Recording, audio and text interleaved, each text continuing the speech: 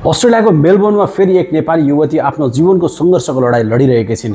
अस्पतालको बेडबाट उनले चाहिँ सबैको सहयोग मागिरहेकी छिन्। उनी नेपाल बुटोल घर भएकी युनिसा श्रेष्ठ रहेको बुझिएको छ। उनको स्वास्थ्यमा केही समस्या देखिएपछि अस्पताल लगिएको थियो। अस्पताल लगेको केही समयमा नै नोभेम्बर 22 तारिकका दिन आजभन्दा 2 दिन अगाडि मात्र उनको मस्तिष्कमा समस्या देखिएको थियो। डीप भेन थ्रोम्बोसिस डीभीटी भन्ने घातक रोग लागेको, जसको कारणले गर्दा नसाहरू फुट्ने र नसा फुटेको कारणले गर्दा चाहिँ उनको मस्तिष्कको शल्यक्रिया समेत डाक्टरहरूले तत्काल गरेको बुझिएको छ। यस्ता जटिल खाले रोगहरूको सबै पैसा भने बिमाबाट असुल नहुने अथवा बिमाले सबै कभर नगर्ने हुँदा चाहिँ गोफन्डमी समेत सञ्चालन गरिएको छ। यो समाचार तयार पार्दासम्म $45,000 उठिसकेको छ भने $5,000 उठ्न बाँकी छ। लक्ष्य $50,000 राखिएको थियो सम्पूर्ण उपचारको लागि। तसर्थ तपाईँले चाहिँ जहाँबाट हेर्दै हुनुहुन्छ, अमेरिका, अस्ट्रेलिया, मेलबोर्न, सिडनी, अस्ट्रेलियाका विभिन्न ठाउँहरूमा, विशेष गरी अस्ट्रेलियामा नेपाली समुदायहरू पछिल्लो समयमा निकै सक्रिय छ समाजसेवामा। किनभने नेपालमा जेनजी आन्दोलनबाट घाइते भएका र जेनजी आन्दोलनबाट तहस नहस भएका नेपाललाई चाहिँ नेपाल बनाउनुपर्छ र नेपालीलाई बचाउनुपर्छ भन्ने अभियानमा अस्ट्रेलियाका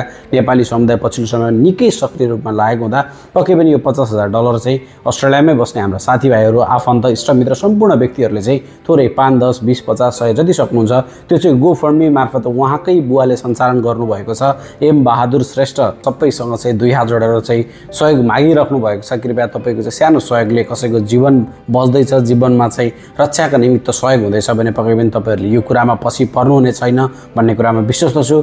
पक्कै पनि युनिसा छिट्टै नै सन्चो भएर हामीसँग चाहिँ बोलेको हामी देख्न पाउनेछौँ। किनभने चाहिँ डाक्टरको लगाव र चाहिँ सम्पूर्ण व्यक्तिहरूको सहयोग र भगवानसँग चाहिँ गरिएको प्रार्थना पक्कै पनि सफल हुनेछ। हामी त्यही आशावादी छौँ। अस्ट्रेलियाको हरेक घटना सूचनाहरू सबैभन्दा पहिला तपाईँले थाहा पाउनुको लागि हामीलाई फलो गर्न नबिर्सनुहोला। तपाईँको आफ्नै साथी विजय र जहिले पनि भन्ने गर्छु, जहाँ हुनुहुन्छ स्वस्थ रहनुहोस्, मस्त रहनुहोस् र सचेत पनि रहनुहोस्। हस्त, धन्यवाद, नमस्कार।